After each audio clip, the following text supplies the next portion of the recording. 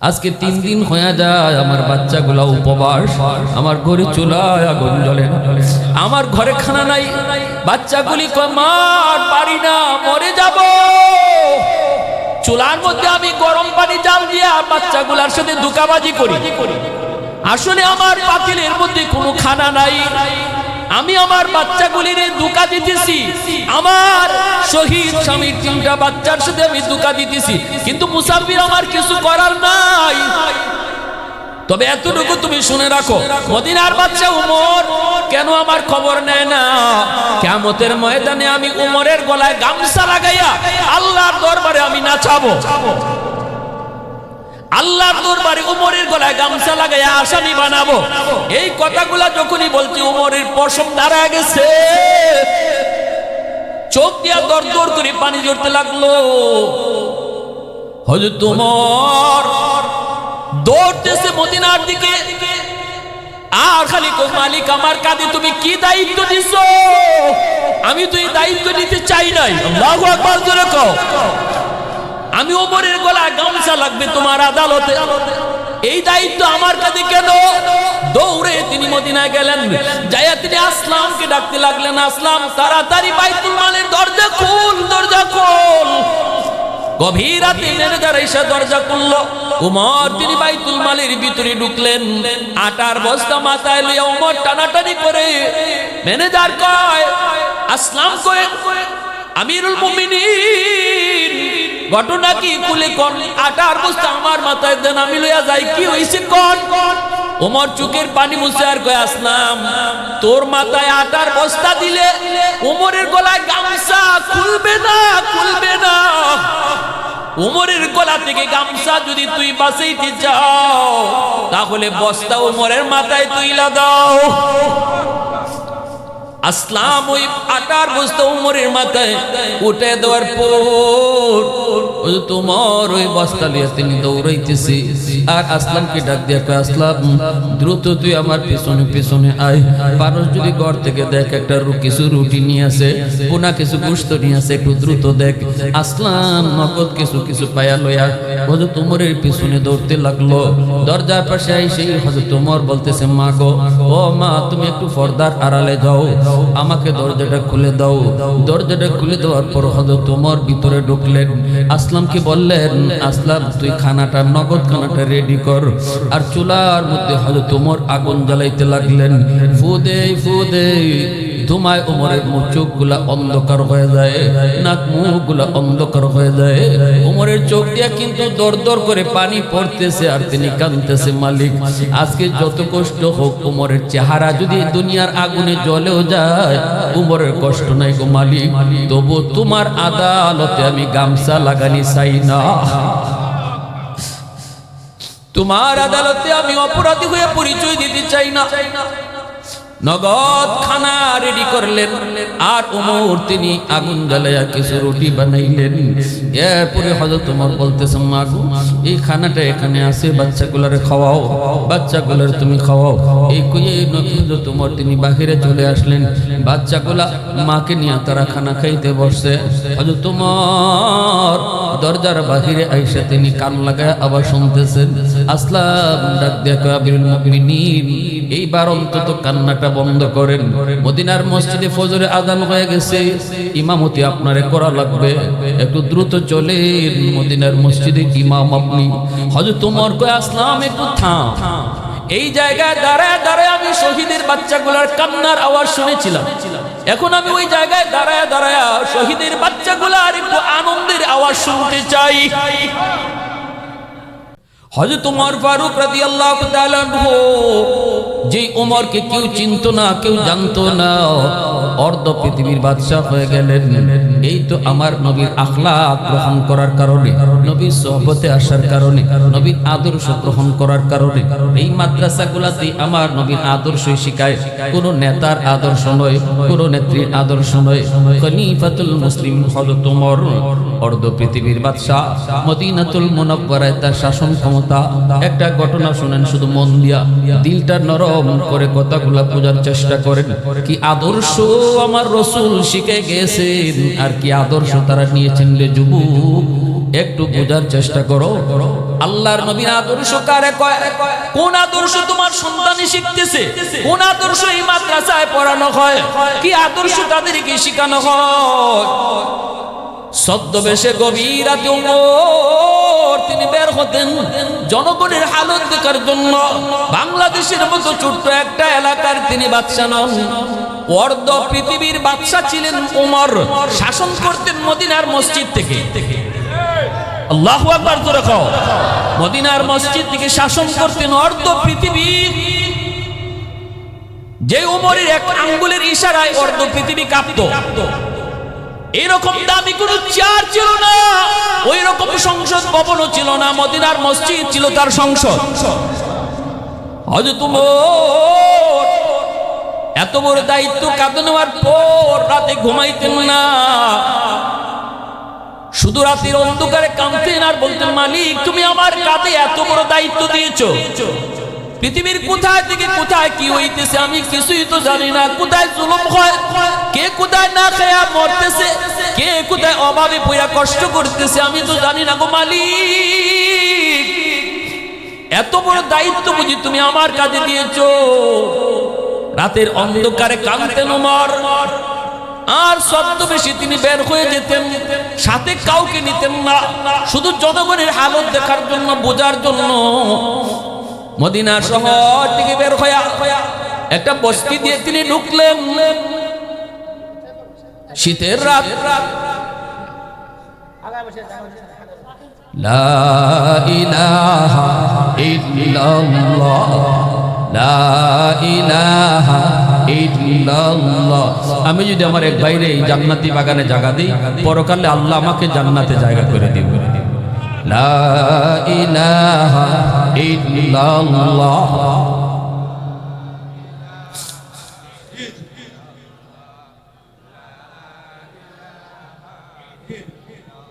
জোরে লা ইলাহা ইল্লাল্লাহ।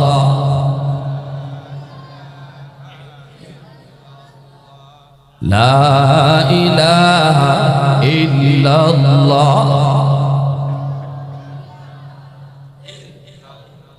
লা ইলাহা ইল্লাল্লাহ মুহাম্মাদুর রাসূলুল্লাহ।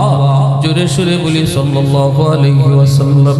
একটু মনোযোগ দেন, একটু একটু মনোযোগ। আমার কেউ অসুবিধা দিয়ে না, সময় খুব কম, একটু মনোযোগ।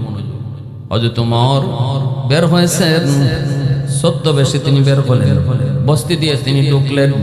মদিনার সমস্ত মানুষ ঘুমায় আছে, পাকপাকালি ঘুমায় আছে, মানব দানব সব ঘুমায় আছে, সব ঘুমানো, কেউ জাগনা নাই। গভীর আবার পিনপিনে একটু বৃষ্টিও পড়ে, একটু ঠান্ডা ঠান্ডা ভাব। ঠান্ডার দিনে ঘুমটাও একটু ভালো লাগে। সবাই ঘুমায় আছে, পাকপাকালি সব ঘুমায় আছে, পশু পাখিও ঘুমন্ত।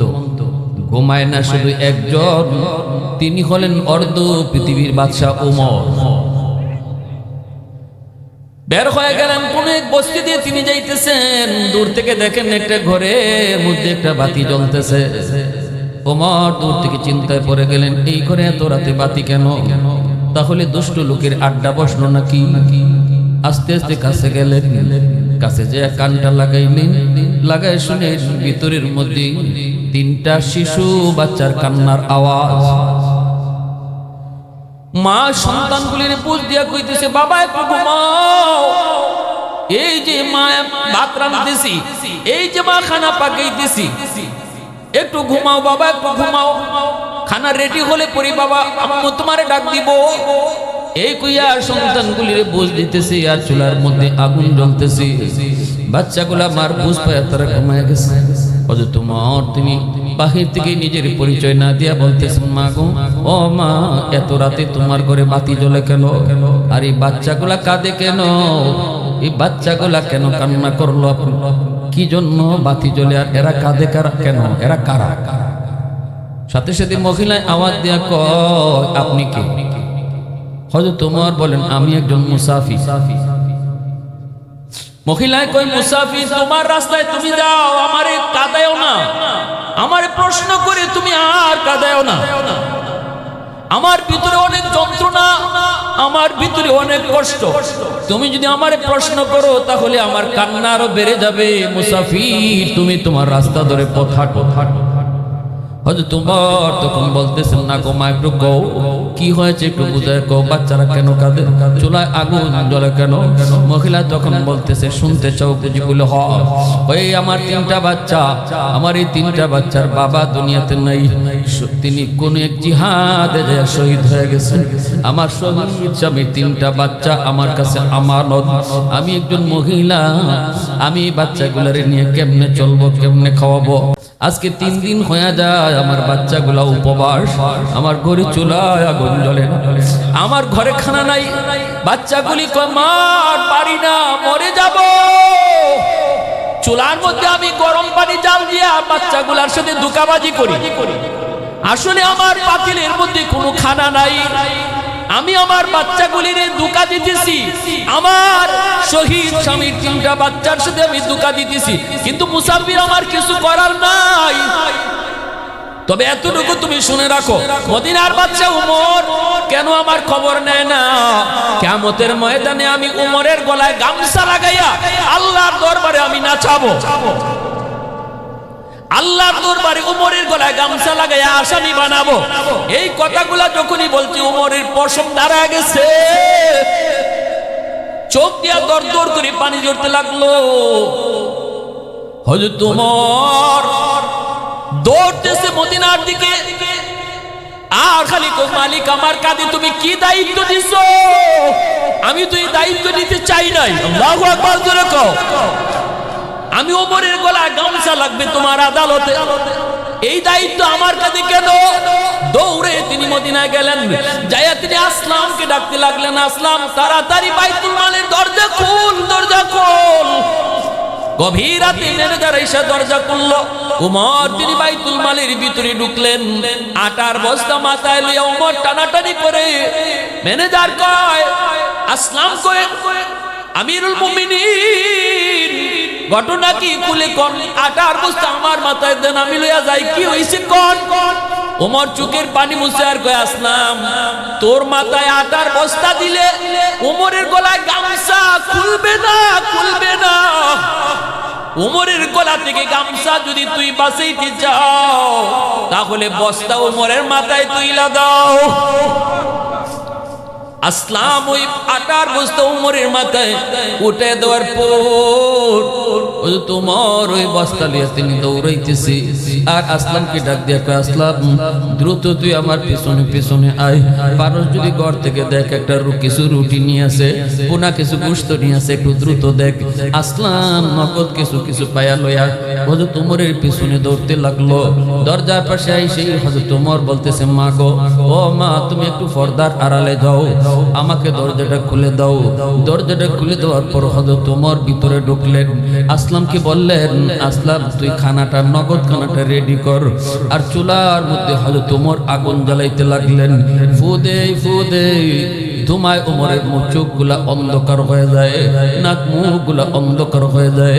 ওমরের চোখ দিয়া কিন্তু দর দর করে পানি পড়তেছে আর তিনি কাঁদতেছে, মালিক আজকে যত কষ্ট হোক, ওমরের চেহারা যদি দুনিয়ার আগুনে জ্বলেও যায়, ওমরের কষ্ট নাই গো মালিক, তবু তোমার আদালতে আমি গামছা লাগানি চাই না, তোমার আদালতে আমি অপরাধী হয়ে পরিচয় দিতে চাই না। নগদ খানা রেডি করলেন। আর ওমর তিনি আগুন জ্বালাইয়া কিছু রুটি বানাইলেন। এরপরে হযরত ওমর বলতেছে, মা গো, এই খানাটা এখানে আছে, বাচ্চাগুলারে খাওয়াও, বাচ্চাগুলার তুমি খাওয়াও। এই কইয়ে হযরত ওমর তিনি বাহিরে চলে আসলেন। বাচ্চাগুলা মাকে নিয়ে তারা খানা খাইতে বসছে। হযরত ওমর দরজার বাহিরে আইসা তিনি কান লাগায় আবার শুনতেছেন। আসলাম ডাক দিয়া কয়, আমিরুল মুমিনিন, এইবার অন্তত কান্নাটা বন্ধ করেন। মদিনার মসজিদে ফজরে আযান হয়ে গেছে, ইমামতি আপনারে করা লাগবে, একটু দ্রুত চলেন মদিনার মসজিদে ইমাম আপনি।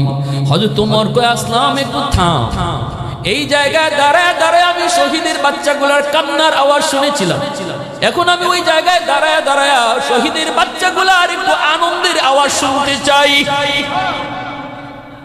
বাচ্চাগুলা রুটি খাইতেছে, গোশত খাইতেছে, আর মাকে নিয়ে হাসতেছে আর কইতেছে, মা গো ইনি মুসাফির নাকি আল্লাহর কোন ফেরেশতা?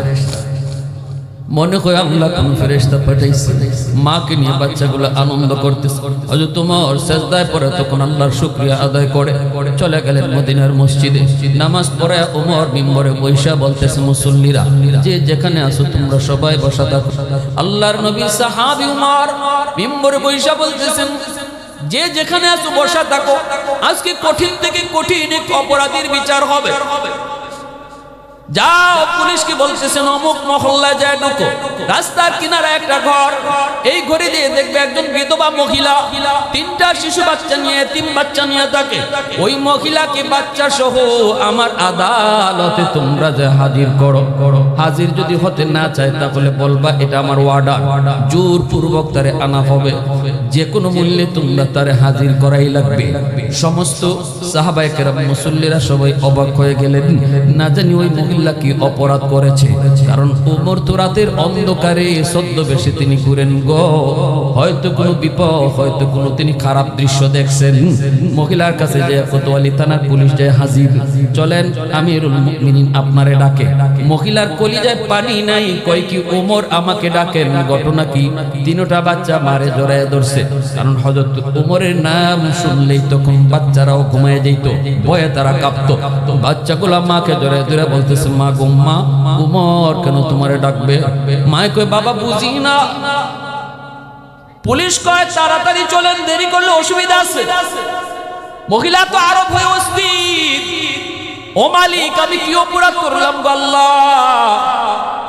আল্লাহ আমার কাছে তোমার রাস্তায় শহীদের 3টা এতিম বাচ্চা, আল্লাহ আমারে তুমি বেইজ্জত কইরো না। বাচ্চাগুলার ভিতরে বড় বাচ্চাটাই কইতেছে, আম্মু মুসাফিরে মনে করছিলাম ভালো মানুষ, কিন্তু মনে হইতেছে মুসাফির ভালো না। কারণ মুসাফিরে শোনায় যে তুমি ওমর কি কইছো, ওমরের গলায় গামছা ফেসাইবা আল্লাহর আদালতে। মুসাফির মনে হয় ওমরকে এই কথা জানায় দিছে, এজন্য ওমর তোমার ডাকতেছে গো মা। তখনই মায় কয়, বাজার চলো। কইছি তো কইছি, জান যে গেলে যাবে। ওমরের সামনে সত্য কথা আজকে বলি আসবো। আল্লাহু আকবার, জোরে কও। 3টা বাচ্চা, মা একটা বাচ্চারে কোলে নিয়ে 2টা বাচ্চা 2 দিকে মার হাতে লইয়া রওনা দিয়ে দিছে মদিনার মসজিদের দিকে। হযরত ওমর মিম্বরে বসে তিনি অপেক্ষায় আছেন। সামনে মদিনার গেটের সামনে মসজিদের ভিতরে যেই মহিলা ঢুকবে, হযরত ওমর তিনি ডাক দিয়া বলেন, মাঝখান দিয়া রাস্তা করে দাও। সাহাবায়ে কেরাম মাঝখান দিয়ে রাস্তা করে দিয়েছেন। মহিলা মসজিদের ভিতরে কদম রাইকেই যখন মিম্বরের দিকে তাকায় দেখতে পেল, হায় হায়, ঝাপসা ঝাপসা মনে হয় গতকাল যে মুসাফির আমাদেরকে খানা খাওয়াইছে, মিম্বরে যে বসা তার চেহারা তো মুসাফিরের চেহারার মতো। এই মিম্বরে তো ওমর ছাড়া কেউ বসে না, এই চেয়ারে তো অর্ধ পৃথিবীর বাদশা ছাড়া কেউ বসে না। তাহলে কি গত রাতের মুসাফির ইনি হযরত ওমর? মহিলার মনের ভিতরে ভয় ঢুকে গেল। বড় বাচ্চাটাও চিনে ফেলেছে, আম্মু মুসাফির এসে যিনি রাতে খাওয়া গেছে ইনি তো ওমর। মা গো তুমি কি কইছো? ওমরের গলা গামছা লাগাইবা ওমরেই কইছো? ও মা জানি না আজকে আমাদের কি বিচার হয়, জানি না গো মা, আজকে গলা নিয়ে আমরা যাইতে পারি কিনা, জীবন নিয়ে ফিরে যেতে পারি কিনা। মা কয়, বাবা সাহস রাখ, জীবন গেলে যাবে, কথা যা কইছি সত্য কইছি, ওমরের সামনে আজকে সত্য কথাটাই বলে যাব। আল্লাহু আকবার, জোরে কও। আরেকটু জোরে কও না, আল্লাহু আকবার। কাছে যাওয়া মাত্রই হযরত ওমর বলতেছেন, মা গো আমারে চিনছনি? মহিলা কয়, আপনারে চিনছি, আপনারে আমি চিনছি।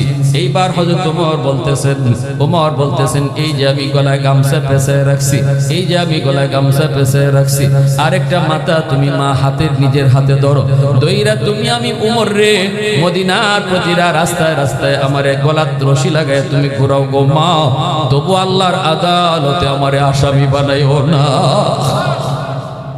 मुसलमान आवाज कौन अल्लाहु अकबर। फारूक तेरा नाम से इस्लाम रहेगा, फारूक तेरा नाम से इस्लाम रहेगा, दुनिया की अदालत में तेरा नाम रहेगा, दुनिया की अदालत में तेरा नाम रहेगा। उस्मान तेरा नाम से इस्लाम रहेगा दुनिया की सखावत में तेरा नाम रहेगा दुनिया की सखावत में तेरा नाम रहेगा मुआविया तेरा नाम से इस्लाम रहेगा दुनिया की सियासत में तेरा नाम रहेगा दुनिया की सियासत में तेरा नाम रहेगा मुसलमान आवाज को अल्लाहु अकबर